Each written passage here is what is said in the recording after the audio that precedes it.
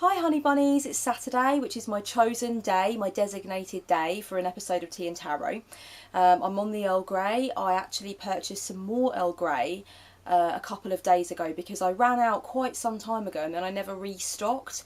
And actually what normally happens is if you don't restock a well-loved tea that you drink quite regularly, you forget how damn good it is.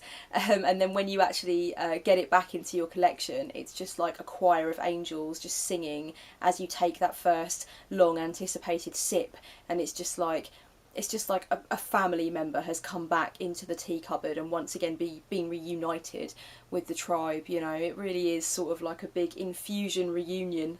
So yeah, the tea cupboard is now once again complete. The Earl Grey is back. All I need now is some more lapsang, and it's going to be a happy little tea cupboard. All my favourites back together again.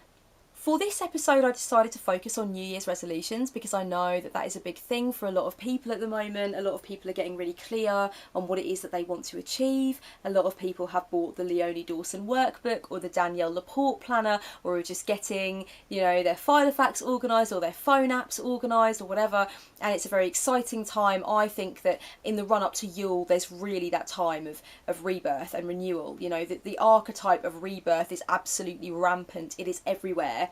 And I really enjoy that time of year for that reason. I wanted to talk about some cards that have some key advice to help you to stick with your New Year's resolutions. And just to help you to be, you know, really conscious as you move through the year of the goals that you set for yourself and to keep yourself accountable to those goals.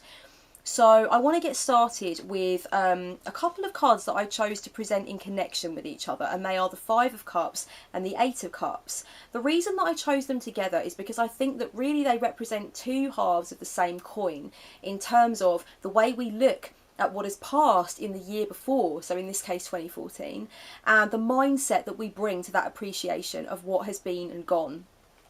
In the Leonie Dawson workbook that I'm currently working through, there is a 2014 closing ceremony in which we're actually encouraged to look back over the year that has just occurred, that is pretty much completely transpired at this point, and actually decide, you know, what were the positives, what were the negatives, what did we want to achieve that we didn't get done, what went really well, what are we pleased with that we want to kind of bring over into 2015.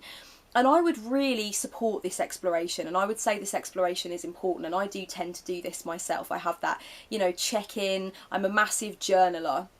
So, you know, it would be kind of weird for somebody who journals on a regular basis and keeps up that habit of kind of self-exploration to not kind of analyse the year that has just passed and decide what were the ups, what were the downs, what were the round and rounds kind of thing. I think there are two ways to actually do your closing ceremony, to really think about what it is that went right for you in 2014, what it is that you want to carry over into 2015, where the areas of disappointment were, where the setbacks were, and where the triumphs were.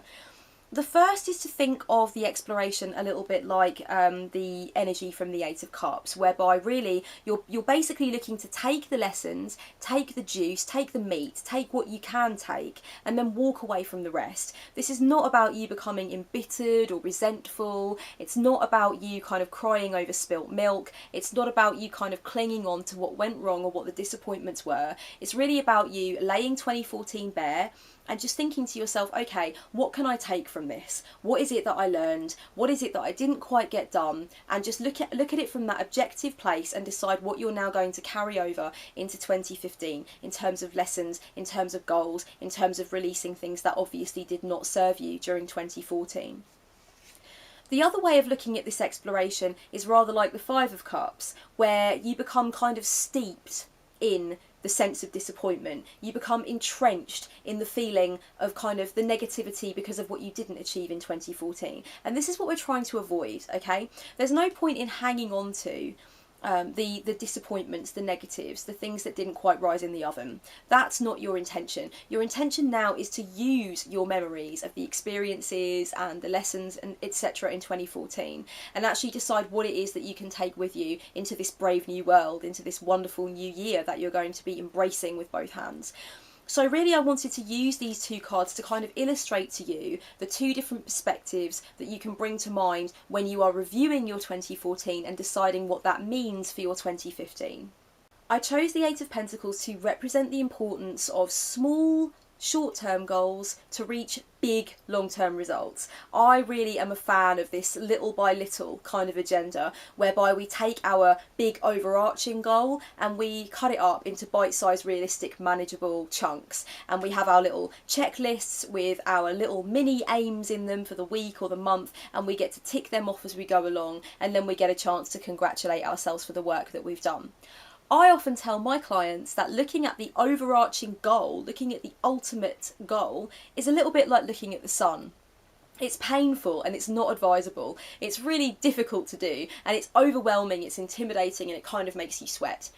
The best thing to do is to put on some shades and go around your day kind of aware that the sun is there, but don't stare at it. Don't become, embroiled by its rays. Don't stop and stand there and kind of be in awe of it, because it's too big. The sun is too big. Don't look at it. Look at those tiny, bite-sized, manageable aims, the little things that are going to get you on the road towards the big overarching goal. I like to think the Eight of Pentacles is a nice representation of just bringing yourself to the table every day, being present every day, showing up for what you've got to do, and knowing that every single little piece of progress you make is another brick in the wall. So it's just little by little. And if you can maintain that attitude, then 2015 will be good to you.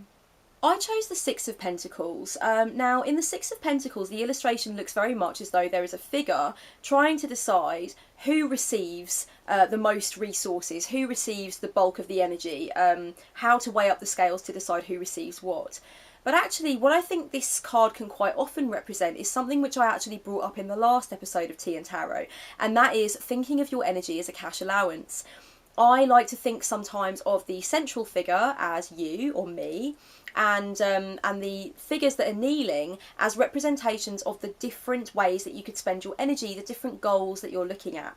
Now, there's never normally only one New Year's resolution. There are a few New Year's resolutions, a few goals that you have in mind.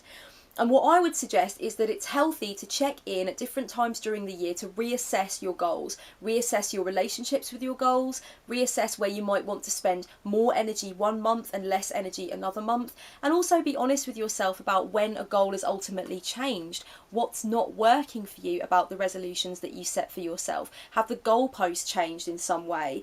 And just be honest with yourself about your reasons for making any changes to your resolutions. Do so in a conscious way, and if you need to shift the amount of energy that you're spending in any direction, really sit with that, really be present with it, make a note of it, make a conscious decision to shift the energy, and then see what kind of results come from shifting that energy or changing your focus.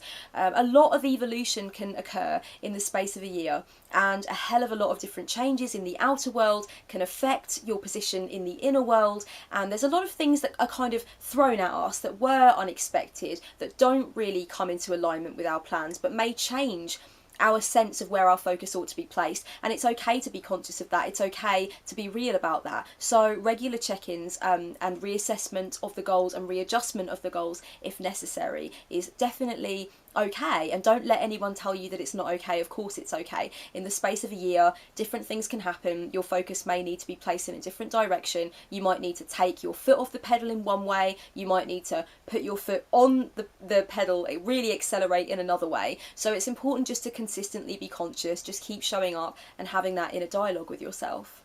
I chose Temperance just to make a quick point about the combination of spiritual goals and material goals. I mentioned in my video about Samhain tarot spreads that quite often witches and spiritual practitioners, people of the alternative magical persuasion kind of thing, we use Samhain as a time to set our spiritual intentions for the year, whereas New Year tends to be more about those goals in the outer world, what we want to achieve with work or creative endeavours, money, health, that kind of thing. I really want to stress to you that New Year can really be a time to align your spiritual goals, your goals to do with personal development, your goals to do with anything you need to release in the emotional sphere. You can align those things with what you're trying to achieve in the outer world, and remember that they are both kind of connected, as within so without. Temperance is very much about combining and refining. It's about alchemy. It's about balancing different energies together and understanding where they meet in the middle. It's about the difference between polarity and resistance and duality and alignment. And I really want to just use temperance to give you a little heads up that you can now check in with any sense of spiritual goals that you want to set, as well as the material goals that you want to set. And remember that quite often, when we divide our goals into these two kind of categories, we can see how our actions in the outer world, our desires in the outer world, can be linked up with our sense of spiritual principles. We often talk and we often kind of highlight the importance of living in alignment with your spiritual principles, living in alignment with how you truly want to behave, who you truly are, what your higher self is calling you to do. And many New Year's resolutions are based around this idea of kind of being less petty, being more open, working from the heart chakra more, moving away from drama. You know, these kinds of things are things that, although they take place in the tangible realm and you see their results largely in the tangible realm, and they may kind of require readjustments in the tangible realm with regard to who you're spending your time with or what kind of activities you're doing, actually the inner realm is very much involved. What you're doing is you're changing yourself from the soul outwards. You're actually allowing yourself to expand from the heart chakra outwards. So all of these goals, your outer goals affect your inner life, your inner goals affect your outer life. So I'd really urge you to take that time to explore what your spiritual and emotional goals are, what your material and financial and physical goals are, and how they actually link together and how they actually combine, and how you want to help them to combine as harmoniously as possible. Finally, the Three of Cups, I chose this card to represent the buddy system. Yes, I am asking you to consider whether or not you want to talk to other people about your goals, maybe get clear with friends on different goals that you guys have, maybe even set some joint goals if that's something that you feel called to do, but most of all, just talk and express your desires for 2015 with those you love, so that you can hold yourself accountable. And this is something that you can also do with yourself. Remember, I talk maybe too much about the value, the importance, the absolute necessity of being your friend, being your own ally, being your supporter, being by your side, being on your own team. This is so important, and so I want to stress to you as well that the Three of Cups, although it presents this energy of synergy between different people, I also feel that it really represents the energy of synergy between you and you. Are you being your own friend? Are you being your own cheerleader? Are you on the sidelines supporting yourself? And if you're not, then it's time to check in with that always and be conscious of that always. Be conscious of that negative self-talk when it comes up, and get back onto your own team. You know, toast your own victories and be your own friend. Hold yourself accountable. But it can be very powerful to talk to other people about the goals that you have in mind. You can do that with communities online, you can do that with friends, with a family member, with your partner, and just keep talking about what your desires are and the little steps that you're taking to head towards your desire or to head into the right direction. And so these are the cards that I've chosen to just give you some ideas for things you can consider with regard to New Year's resolutions and really kind of remaining conscious of what it is that you want and striving to get there. I'm going to link below to a blog post that I recently wrote about goal setting and planning and, basically just living in self-love with regard to the actions that you take. And it's very themed around New Year's resolutions, so you might want to check that out too if you have enjoyed this Tea and Tarot episode. I also have a reading that you can purchase over on the shop called the New Year's Resolutions Reading. It's quite self-explanatory. I'll link it below if you want to go over and take a look at the description.